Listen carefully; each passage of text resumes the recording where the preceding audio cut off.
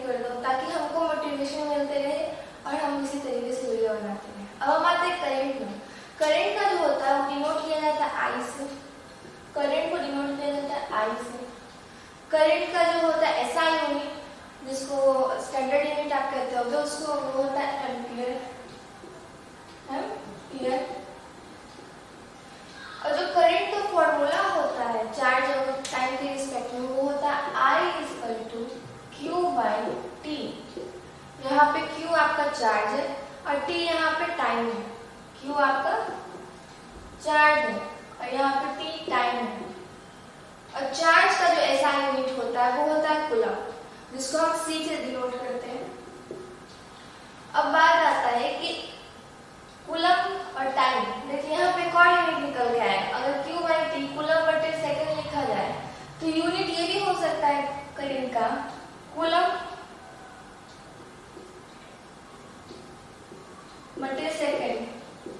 कूलम/सेकंड ये दूसरा यूनिट हो सकता है। इसको याद रखना जरूरी है कि कूलम/सेकंड भी एक यूनिट है और इसको देके भी करंट, अगर मान लीजिए क्वेश्चन में एम्पियर ना देके आपको कूलम/सेकंड दे दे तो कंफ्यूजन हो जाएगा कि अब तक तो हम कूलम/सेकंड देखे नहीं। तो याद रखना कूलम/सेकंड भी आपका क्या यूनिट हो सकता है। और मान लीजिए कभी पूछ दिया करंट में, पूछेगा तो नहीं तो भी मान के चलते पूछ दिया कि ऐसा यूनिट ऑफ करंट एम्पियर है, कूलम/सेकंड है, बोथ है और नन ऑफ दीस है, तो हम क्या मानेंगे? ऑफ कोर्स हम मानेंगे क्या? बोथ, क्योंकि एम्पियर और कूलम/सेकंड दोनों ही करंट का यूनिट है। तब हम आते हैं इसके आगे। तो जब स्मॉल करंट निकालना हो तो हम इसका फॉर्मूला बन जाता है I = dq/dt। स्मॉल करंट के लिए dq/dt।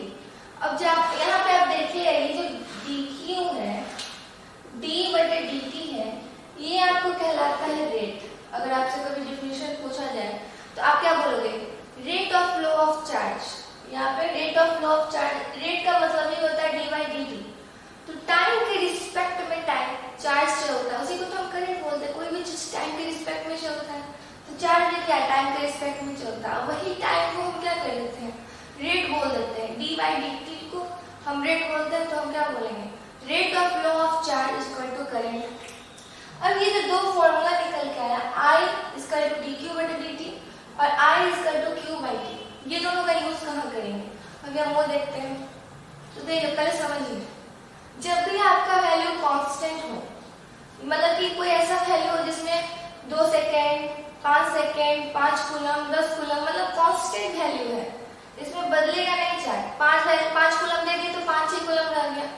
तो ऐसा में क्या करना है? I = Q/T लगेगा। जैसे कि अगर आपको क्वेश्चन दिया जाए तो क्या रहेगा? अगर क्वेश्चन में देखा जाए, अगर क्वेश्चन में आपको दे दिया कि आपको मान लो चार्ज जो है 10 कूलम है और टाइम जो है 2 सेकेंड है, तो फाइंड आउट करो करंट को। तो करंट फाइंड आउट कैसे करेंगे? सिंपल से I = Q/T, क्योंकि यहाँ पे क्या है? कांस्टेंट वैल्यू, इसमें कभी भी चार्ज नहीं बदल रहा है। तो इसमें क्या होगा? I = 10/2, मतलब 5 एम्पियर। 5 एम्पियर में निकल के आ गया। अगर यही पे अभी जो टाइम है वो मिनट में रहता तो उसको हम सेकंड में चेंज करके लाते। आवर में रहता तो भी सेकंड में चेंज करते, क्योंकि टाइम को हमेशा सेकंड में लेंगे। अब आता थी ये जो हम निकाले, ये जो फॉर्मूला हम लिए, ये होती है आपकी कांस्टेंट वैल्यू के लिए। जैसे कोई कांस्टेंट वैल्यू है तो dq/dt का यूज कहाँ किया जाता है वो देखेंगे। तो dq/dt का यूज वहाँ किया जाता है जहाँ भी कोई भी वैल्यू वेरिएबल हो, जैसे कि 5t², मतलब कोई भी ऐसा वैल्यू देते जो वेरी करते रहे। अब अगर हम 5t² दे दें तो क्या होगा? टाइम के साथ चार्ज जो होगा वो वेरी करते रहेगा। तो अब हम देखेंगे कि हम कैसे उसको निकाल सकते हैं dq/dt पे। अब हम देखेंगे कि dq/dt का यूज कहाँ करते हैं। तो जब भी क्वेश्चन में वेरिएबल टर्म आता है, पहले देख लेते हैं क्वेश्चन कैसा। तो q मतलब चार्ज = रहे 4t² + 2t + 3, चार्ज है इसलिए कूलम। तो find out the current I in 2 second. ये आपका क्वेश्चन हो गया। आप इसमें देख सकते हैं यहाँ पे आपको निकालना है I, टाइम दिया हुआ है और चार्ज दिया हुआ I equal to Q by T formula होता है, पर यहाँ पे क्या क्यू जो है वो कांस्टेंट टर्म है नहीं, यहाँ पे क्यू कांस्टेंट टर्म नहीं है, क्योंकि यहाँ पे देखिए टाइम, ये टाइम के साथ वेरी कर जाएगा। अगर टी की जगह 1 पुट किया जाए, 2 अगर 1 पुट किया जाए तो चार्ज कुछ और होगा, टी पुट किया जाए, 2 पुट किया जाए, 3 पुट, मतलब जो जो आप बढ़ाते जाओगे आपका चार्ज क्या होगा, बढ़ते जाएगा, मतलब चार्ज वेरी करते जाएगा, चार्ज एक कांस्टेंट नहीं रहा। तो जब भी याद रखना, जब भी आपको वेरिएबल आ जाए क्वेश्चन में, तो वहाँ क्वेश्चन में दिमाग में पहला बात सोचना है आपको कि इंटीग्रेशन या डिफरेंशिएशन आपको निकलेगा। जब भी आपको अगर आगे क्वेश्चन में वेरिएबल टर्म, तो क्या याद रखना है, उस क्वेश्चन में इंटीग्रेशन या डिफरेंशिएशन निकलेगा।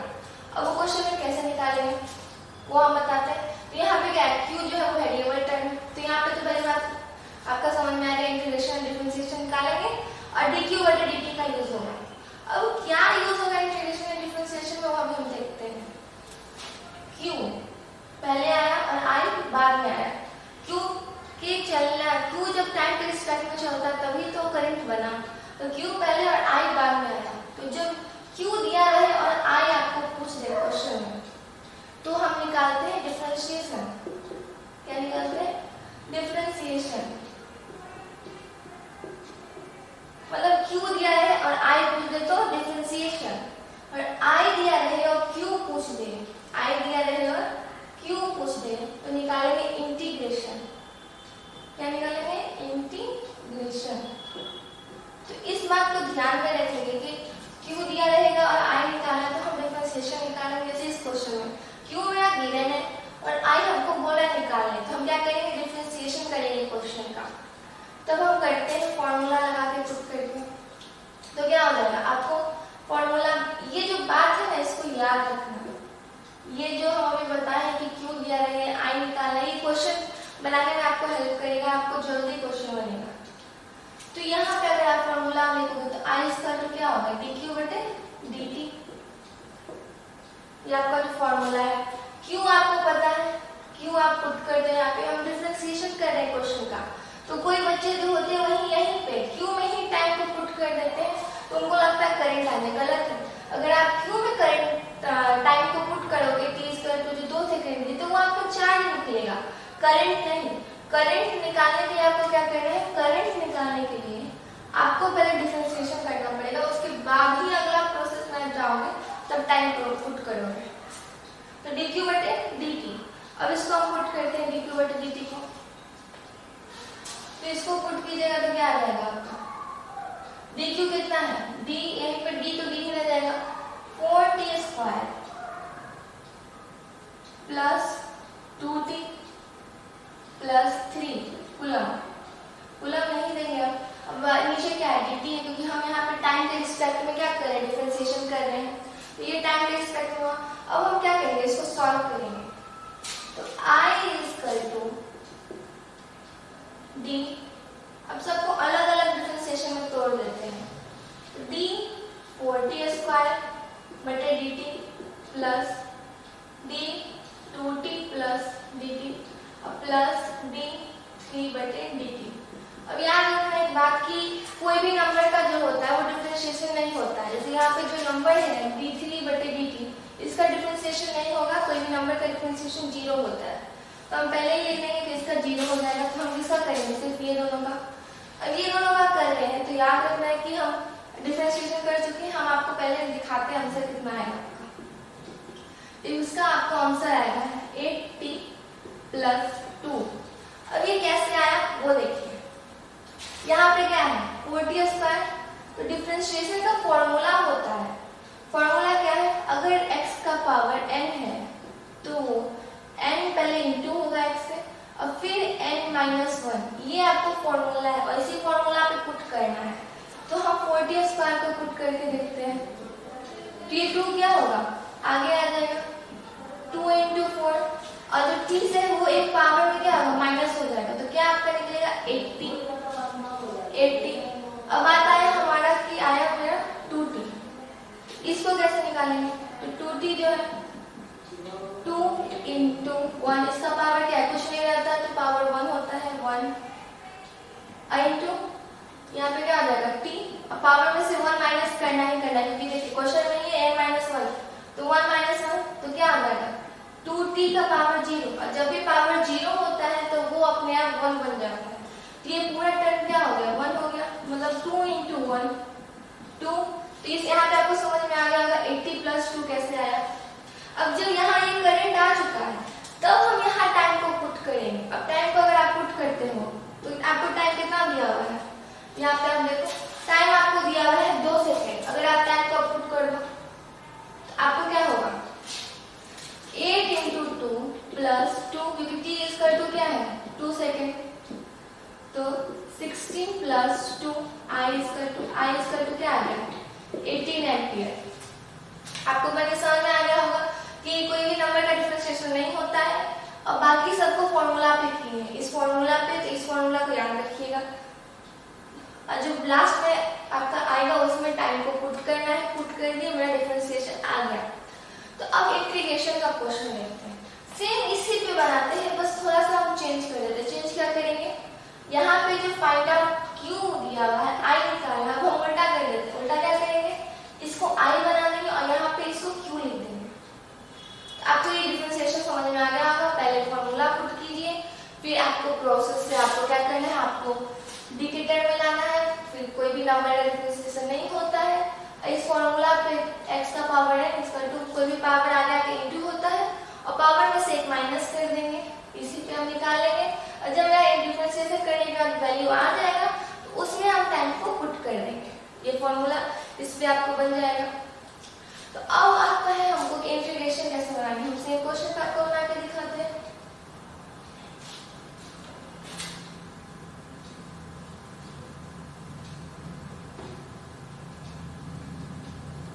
अब देखें यहाँ जो क्वेश्चन में क्यू है, क्वेश्चन में क्यू है, यहाँ पे हम अब लिखेंगे आई। याद रखें हम यहाँ पे आई लिख रहे हैं तो यहाँ पे क्या होगा कूलम हट के एम्पियर आ जाएगा, और हमको फाइंड आउट करना पड़ेगा क्यू को, मतलब चार्ज को, मतलब करंट दिया हुआ है फॉर्मूला, करंट दिया हुआ है क्वेश्चन में, और हमको पता करना है चार्ज को। तो देखिए करंट मेरा गिवन है, हमको पता करना है चार्ज, तो हम क्या करेंगे इंटीग्रेशन करेंगे सेम फॉर्मूला पे। तो फॉर्मूला क्या होता है आपका I इक्वल टू dq बटे dt। अब पता क्या करना है dq, तो dq को क्या करेंगे, जिसको पता करना रहता है उसको हम अलग सेपरेट कर लेते हैं। तो dq इक्वल टू क्या हो जाएगा I dt, dq equal to I dt हो जाएगा। और I dt के बाद हम क्या करेंगे, देखिएगा I equal to dq equal to क्या हो जाएगा I dt। अब देखिए अगर हम इसका डिफरेंशिएशन अगर हम आप पुट करते हैं dq का वैल्यू, dq तो हमको निकालना है, I का वैल्यू है मेरा 4t square plus 2t plus 3, आइए पे हमको इंटू कर देंगे dt से। अब याद रखिए अगर हम इसको सॉल्व करते हैं तो यहाँ पे आपको क्या होगा, अगर इसको सॉल्व किया जाए तो आपको dq का वैल्यू आएगा, q का नहीं। तो q का वैल्यू लाने के लिए इंटीग्रेशन क्या करना पड़ता है। ऐसे हम देख ही चुके थे कि जब I गिवन और चार्ज निकाला तो इंटीग्रेशन, तो जैसे कि इसका इंटीग्रेशन आप कर देंगे, इंटीग्रेशन का साइन लगा दीजिए, इंटीग्रेशन करेंगे तो dq का इंटीग्रेशन q निकल के आ जाएगा। तब करते हैं इंटीग्रेशन, इसको इस तरह से इंटू कर देंगे और सबको अलग अलग तोड़ देंगे, तो इसका क्या आ जाएगा 4t square into dt plus integration 2t into dt plus integration 3 dt। ये हो गया मेरा अलग अलग निकल के आ गया। अब हम इसको सॉल्व करेंगे, इसको सॉल्व कैसे करेंगे, देखिए इधर वाला क्या होगा q निकल के आ गया, इधर क्या हो जाएगा, हम आपको बताएंगे कि हम कैसे सॉल्व किए, पहले देख लेते हैं। इस इंटीग्रेशन करेंगे तो q आ जाएगा, इधर करेंगे तो आपका आ जाएगा 40 का पावर 3 बटा 3 प्लस यहाँ पे आप कीजिएगा तो 2t square plus 2 plus 3t। अब देखिए कैसे हम वो निकालते हैं, यहाँ पे 40 स्क्वायर, तो यहाँ रखे पहले बार फॉर्मूला डिफरेंशिएशन इंटीग्रेशन का, तो फॉर्मूला इंटीग्रेशन का होता है अगर x का पावर आपका n है तो वो पावर क्या होगा +1 हो जाएगा, n + 1, अब वही पूरा नीचे आ जाएगा n + 1। देखिए हम सेम किए, देखिए यहाँ पे क्या किए हैं 40 स्क्वायर में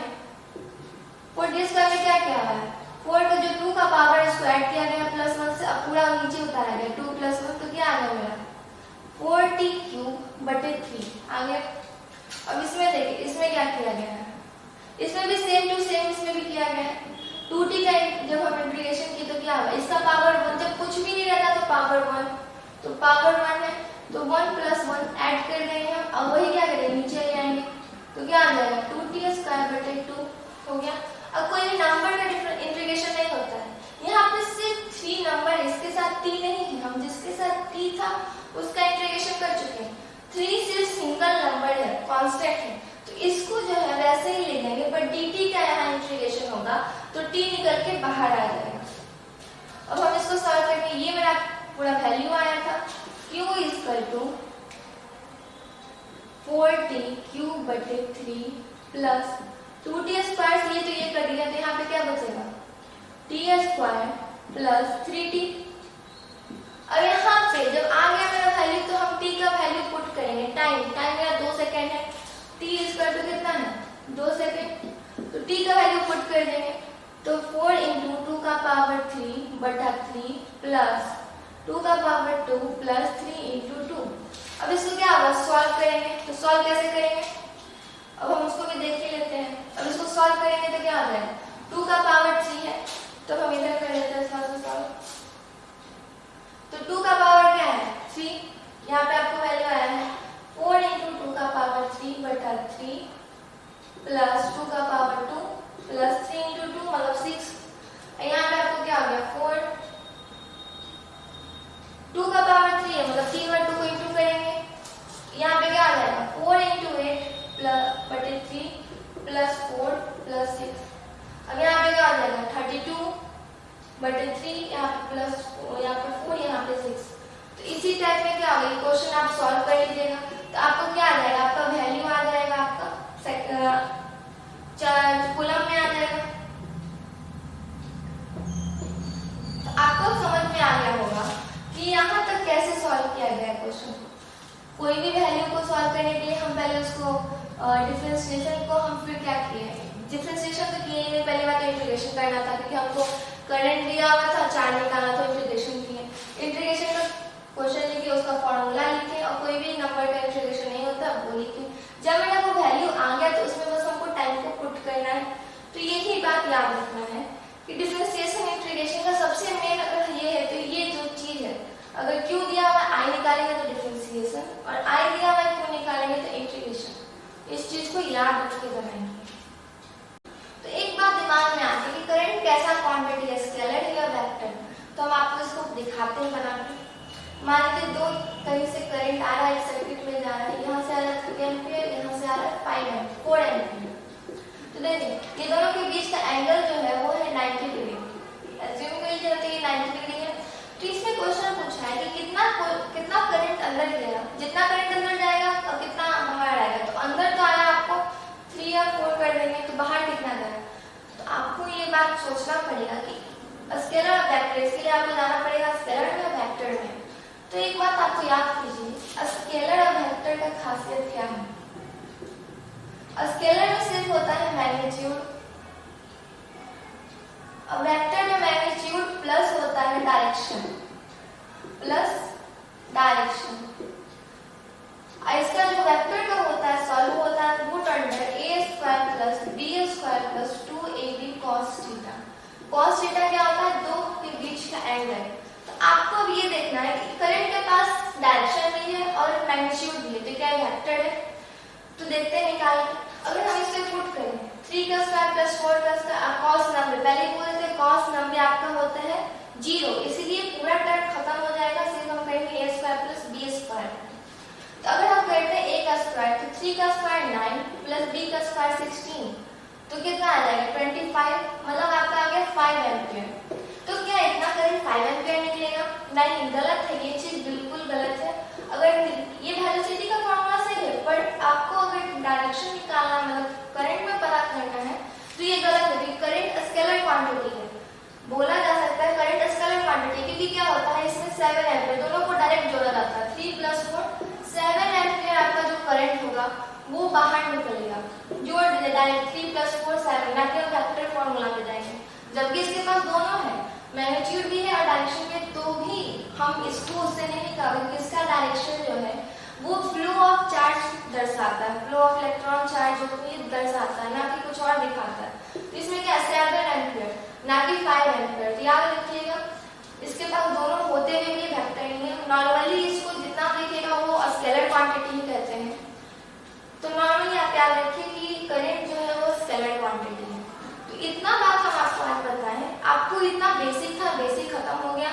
आपको जो भी डिफरेंशिएशन इंटीग्रेशन था वो भी बेसिक खत्म हो चुका है। अगर अब आपको जाके, क्योंकि टॉपिक हम खत्म कर चुके हैं बेसिक का, अब आपको जाके अगर कोई प्रॉब्लम होता है तो आप कमेंट कर सकते हो कि हमको यहाँ पे प्रॉब्लम हो रहा है, उसको हम आपको समझा देंगे।